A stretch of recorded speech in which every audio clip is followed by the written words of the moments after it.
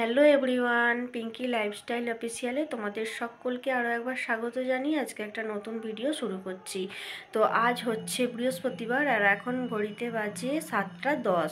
এখন থেকে ভিডিওটা স্টার্ট করছি। তোমরা সকলে কেমন আছো? আশা করি তোমরা সকলে খুব ভালো আছো, আর আমিও ভালো আছি ঈশ্বরের আশীর্বাদে, তোমাদের ভালোবাসায়। খুব একটা ভালো নেই, হালকা হালকা ভালো আছি, হালকা হালকা খারাপ আছি, কারণ শরীরটা বিশেষ ভালো নেই। মানে গা ম্যাচ করছে, ঘুম পাচ্ছে, গা হাত ব্যথা করছে, এইরকমই হচ্ছে। আসলে সিজনটা তো চেঞ্জ, কারণ এখন তো একদিন ঠান্ডা একদিন গরম এরকম হচ্ছে। তো আজকে হঠাৎ করেই যেন, কালকে ভোরের দিকে দেখবে হঠাৎ করেই যেন একটু ঠান্ডা ঠান্ডা ভাব লাগলো।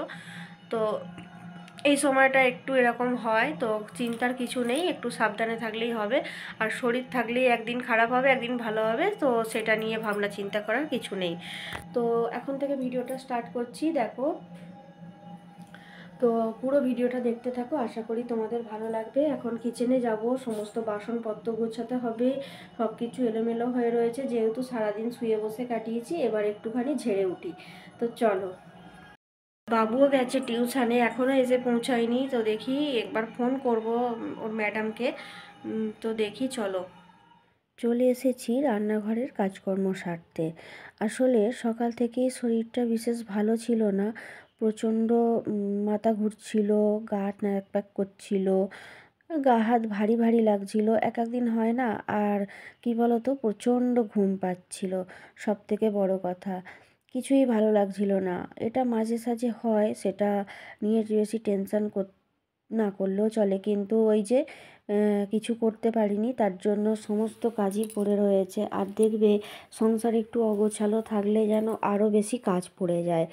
একের পর এক কাজগুলো যদি সেরে নেওয়া যায়, কিন্তু সেগুলো পর কাজ হয়ে যায়। কিন্তু একটা কাজ দেরি, দেখবে একদিন যদি সকালবেলা কোনো কাজ দেরি হয়ে যায় তো সারা দিনটাই দেরি। তো তেমনই আমারও হয়েছিল, আজকে কোনো রকমে শুধু রান্না করেছি, ছেলেকে স্কুলে পাঠিয়েছি, কিন্তু বাকি কাজকর্ম কিছুই হয়নি। ও যেই থেকে স্কুলে গেছে সেই থেকে আমি শুয়েছিলাম, এপাশ ওপাশ করছি, এই করছি, খাওয়া দাওয়া ঠিকমতো করিনি, খেতে ভালো লাগছিল না, এরকম।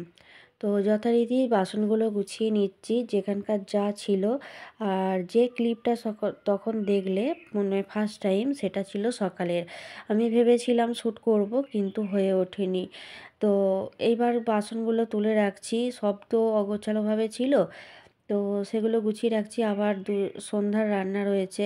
আর একটা কথা কি বলো তো, যত তুমি পড়ে থাকবে বিছনায় তত দেখবে আরও অলসতা লাগছে। তাই ভাবলাম না, এবার নিজেকে তোলা যাক। তো এবার শরীর ভালো না থাকার কারণে যেখানে যা পেরেছি সেখানে তাই ওই হাঁড়ি টাড়ি রেখে দিয়েছি, কিন্তু হাঁড়িটা ওখানে রাখি না, যথারীতি সব কিছু গুছিয়ে রেখেছি যেখানকার যা রাখার। তারপরে বাবু টিউশন থেকে চলে এসেছে, আর ভাবলাম তো দুজনে একটু চা খাওয়া যাক। চা হচ্ছে আমার এনার্জি বলতে পারো। তো এই চা নিয়েছিলাম, আর এদিকে নিয়েছিলাম শশা কুচোনো, পেঁয়াজ তেল দিয়ে মাখিয়ে একটু মুড়ি খেয়েছিলাম। তো ভালোই লাগছিল। তো দুজনে চা খেলাম, খেয়ে চলে এসেছি। বেসিনের মধ্যে অনেক বাসন ছিল, সেগুলো মাজতে। আর কি বলো তো, বাসনের গুলো তো মাজবো, কিন্তু কলটা এত ডিস্টার্ব করছে, মনে হয় কলের মুখে নয় কিছু ময়লা বলো, কিছু জাম হয়েছে, না হলে মাঝে মাঝে জলটা আসছে, বন্ধ করে দিচ্ছি, জলটা আবার কিছুক্ষণ বাদে ভালোভাবে পড়ছে। আর জলটা ব্যবহার হতে হতে দেখছি কলের মুখটা বন্ধ হয়ে যাচ্ছে, তাহলেই বুঝে নিতে হবে যে মনে হয় জাম হয়েছে। তো তোমাদের দাদাভাই আসুক, আসলে আবার মিস্ত্রিকে ফোন করা হবে। সমস্যা যেন পিছু ছাড়ে না, একটার পর একটা ঠিক সমস্যা লেগেই থাকে, ভালো লাগে না জানো তো, মাঝে মাঝে খুব বিরক্তি লাগে। আর আটা মেখে রেখেছি এই সময়, তোমাদের যে বাসন মাজছি তার আগে চা খেয়ে আটা মেখে রেখেছি। আর বেগুন ভাজা করব, তাই বেগুনও কেটে নুন হলুদ মাখিয়ে রেখে দিয়েছি, আর সামান্য আটা মাখিয়ে রেখেছি। আটা বলতে বেগুনে একটুখানি যদি আটা মাখিয়ে রাখো না, বেগুনে কিন্তু তেল খুব কম টানে। আর আমরা সকলেই জানি যে বেশি তেল খাওয়া কিন্তু ভালো নয়। আমি এখন খুবই অ্যাভয়েড করছি, কারণ তেলটা বেশি খাওয়া সত্যি স্বাস্থ্যের পক্ষে খুবই ক্ষতিকারক। কারণ সারাদিন বোতলগুলো জল খাওয়া হচ্ছে আর যে যেখানে পারছে বোতলগুলো ছুঁড়ে ছুঁড়ে রেখে দিচ্ছে। কি বলতো, এবার বোতলগুলো না ভরলেও হবে না। বোতলগুলো না ভরলে আমার ছেলে বালতি থেকে ডুবিয়ে জল খেয়ে নেবে, যেটা আমার পছন্দ নয়। চলো, সুযোগ বুঝে বোঝা যায়, মানে পরিস্থিতি যখন খারাপ আসে তখনই বোঝা যায় যে কে কতটা আপন। কাউকে বেশি সংযতভাবে কথা বলাই ভালো, কারণ পৃথিবীতে সব থেকে সমাধান হতে হয় কথা বলায়। কথা বলা যেমন দূরত্ব বাড়ায় তেমন কাছেও টানে। তো জীবনে যাই হোক না কেন, কখনোই কাউকে কারোর জন্য নিজের সবটুকু দিয়ে না করাই ভালো। হ্যাঁ, কাউকে শোধরানোরও কোনো প্রয়োজন নেই, কারণ সে সবটুকু জানে, সবটুকু বোঝে। তুমি মনে করছো সে অসহায়, কিন্তু সে কখনোই অসহায় নয়। তুমি তার থেকে বেশি অসহায়, বিশ্বাস করো। কারণ এখনকার দিনে কেউ আর জানে না, বোঝে না এমন বলে কোনো কথা নেই। সে সবটুকু বোঝে, সবটুকু করে। তুমি তার জন্য সবটুকু করলে, সবটুকু দিয়ে, সর্বস্ব দিয়ে, উজাড় করে সবটা করলে, কিন্তু দিন শেষে তোমার অবস্থান কোথায়? সেই আস্থা কুঁড়ে।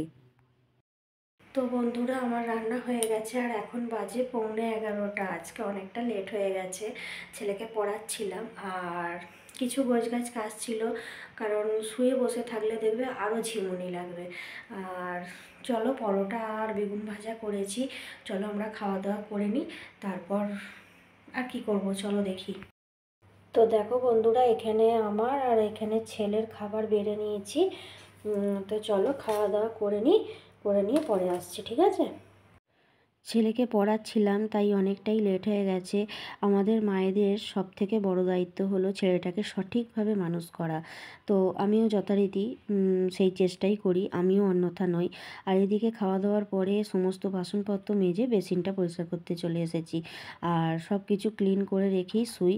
আর কি বলো তো, এটুকুই বলবো, মেয়েরা তোমরা, মানে আমার বান্ধবীদের উদ্দেশ্যেই একটা কথা বলবো, যে তোমরা যাই হোক কিছু করো, তোমাদের নিজের ক্রিয়েটিভিটি যা আছে সেটাই করো, কিন্তু তোমার সেইটুকু নিয়ে তুমি ব্যস্ত থাকবে।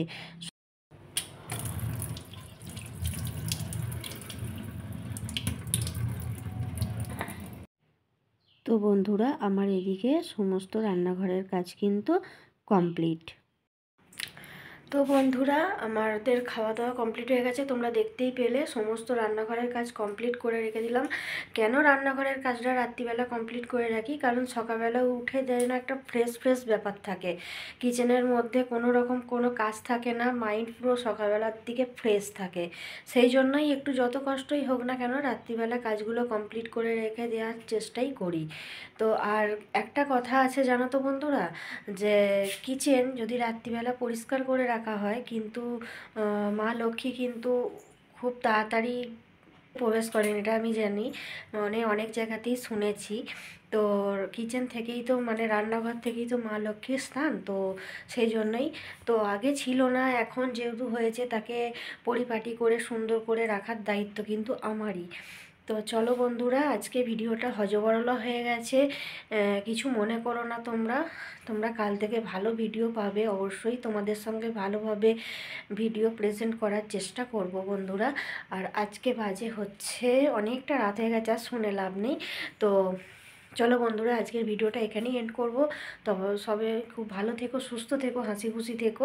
আর কি বলো তো, কেমন লাগছে অবশ্যই কিন্তু একটু কমেন্ট করে জানিও, কেননা কমেন্ট করলে কি বলো তো, তোমাদের সাথে একটা পরিচিতিটা বাড়ে।